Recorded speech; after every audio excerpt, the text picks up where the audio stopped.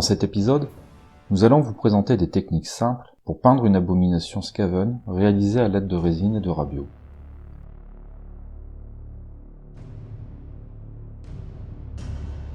La figurine est dans un premier temps sous-couchée en matte black, puis un zénithal de Might White est effectué. La peau est ensuite recouverte de Might White à l'aide d'un pinceau rond de taille 8.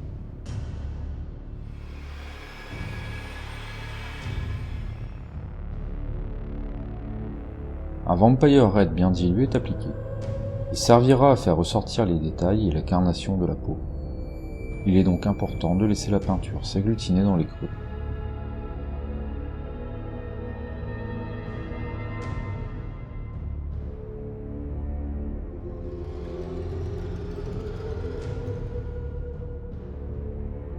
Plusieurs couches sont nécessaires.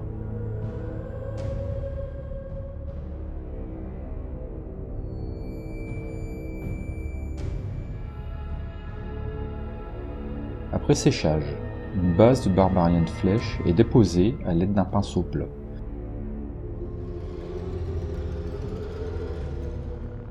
Une seule couche suffit. Le pinceau est peu chargé et la peinture peu diluée, afin de ne couvrir que la surface lisse de la peau.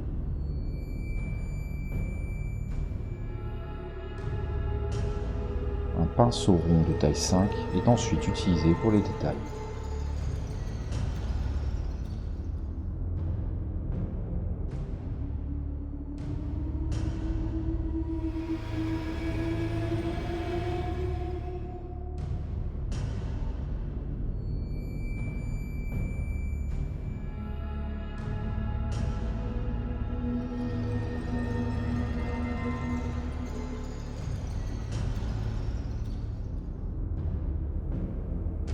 La fourrure de la créature est peinte en laser brown, un marron peu foncé mais idéal car peu contrasté avec la peau.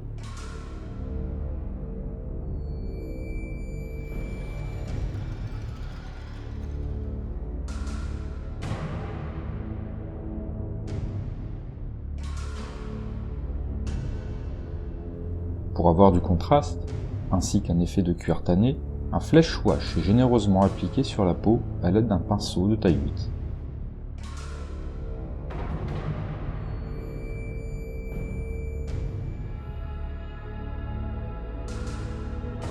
Il est nécessaire d'insister dans les creux et les plis de la peau pour marquer les ombres.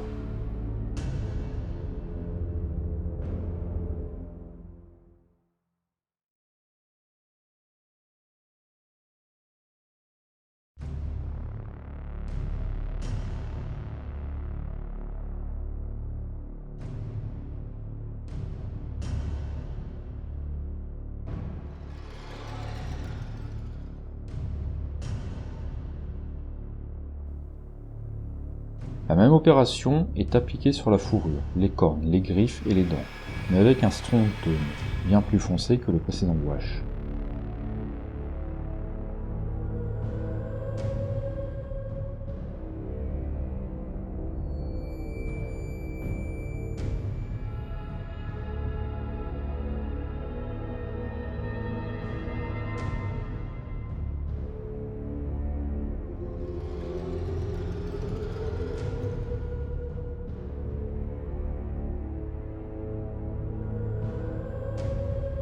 Une fois l'effet désiré obtenu et le wash bien sec, un premier brossage de Barbarian Flesh est effectué pour faire ressortir les parties saillantes du corps de la créature et pour appliquer un léger dégradé.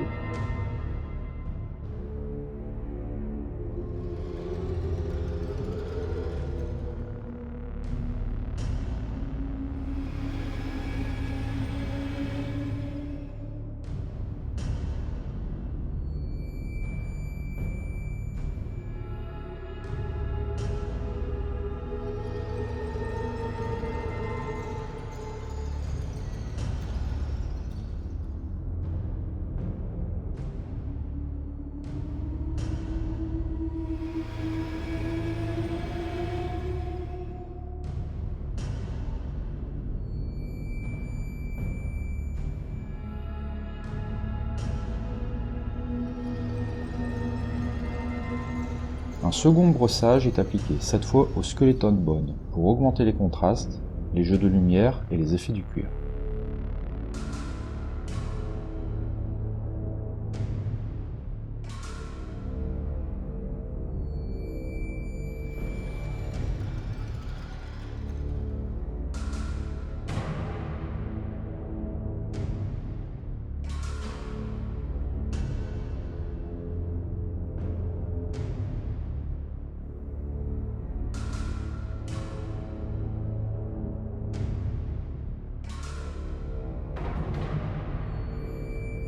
De légers linings sont ensuite réalisés sur la peau, puis sur les dents, les griffes et les cornes avec un pinceau de taille 5.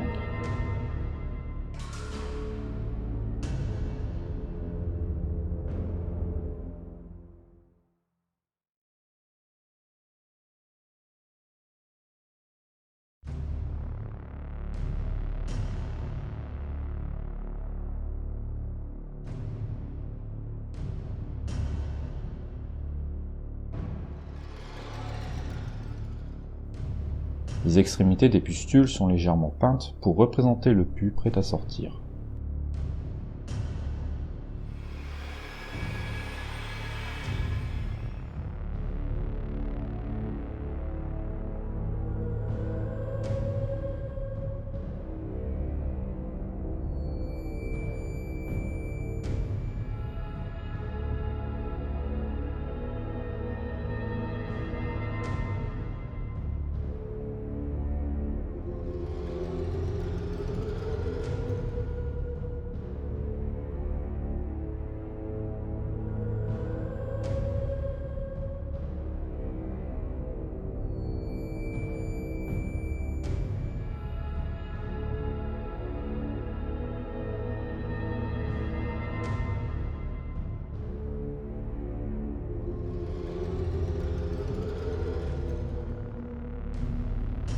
Un léger glacier de Daimonic Yellow est appliqué sur les contours des furoncles, leur conférant ainsi une teinte jaunâtre, synonyme d'une infection.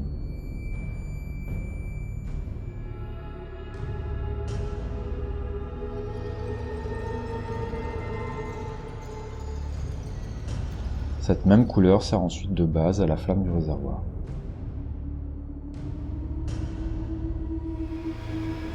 Le plate maille métal est appliqué à l'aide d'un pinceau plat sur toutes les parties métalliques de la figurine, réservoir, roue, vis, épaule.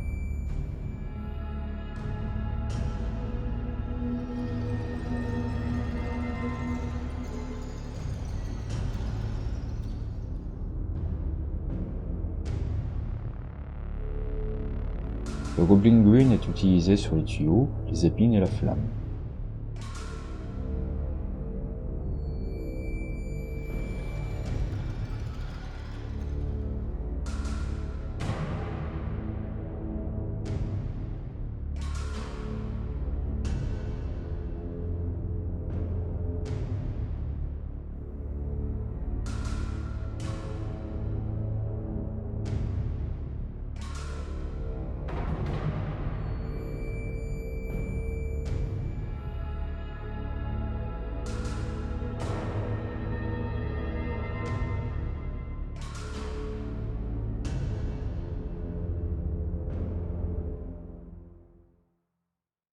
Un dégradé réalisé afin d'avoir une flamme jaune à la base, verte au milieu et noire aux extrémités.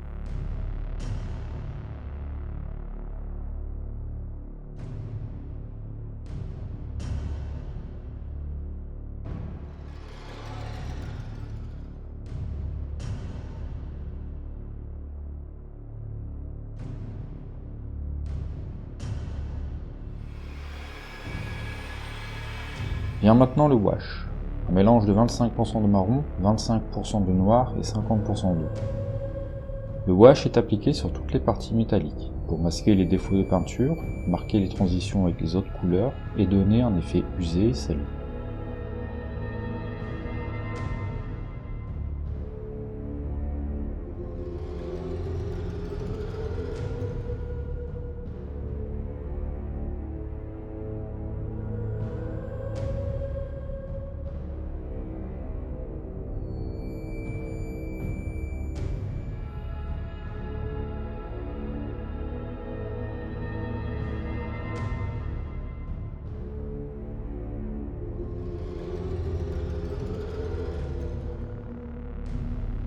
fois secs, les parties sont brossées à sec en plate mail métal pour faire ressortir les arêtes.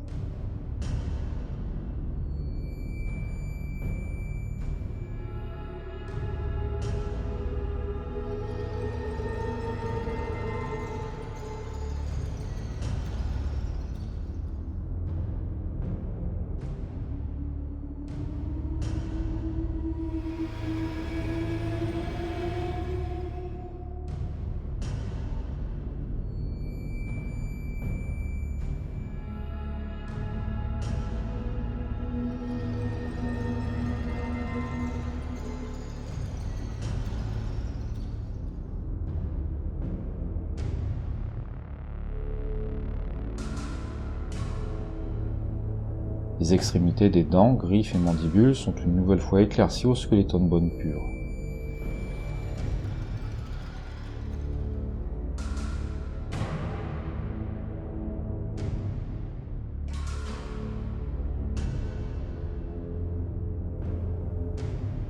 Les tuyaux sont quant à eux éclaircis en leur centre avec du Daimonic Yellow pour donner un effet de lumière.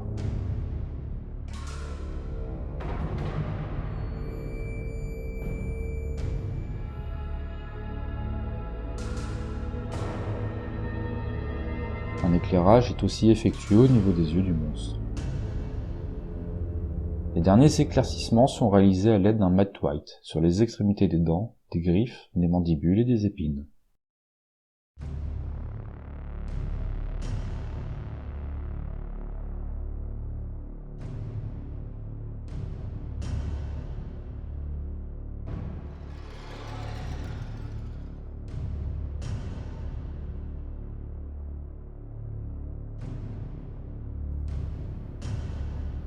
Pour donner un petit effet de rouille, de fines couches de Mythical Orange sont déposées sur le métal. La peinture est légèrement diluée avant application, et des taches sont ensuite effectuées avec de l'eau brown.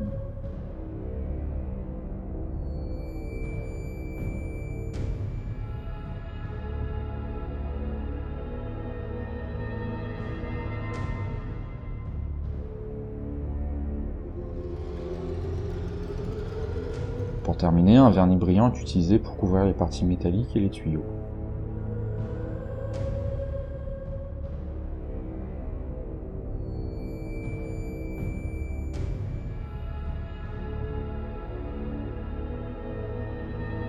Un vernis mat est appliqué pour le reste.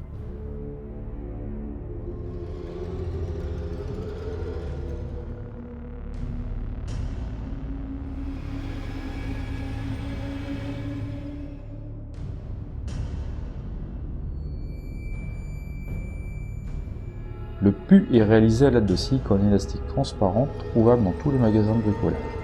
Il est placé sur les boutons éclatés et également sur la gueule béante pour représenter la bave, donnant ainsi vie à cette créature dégénérée.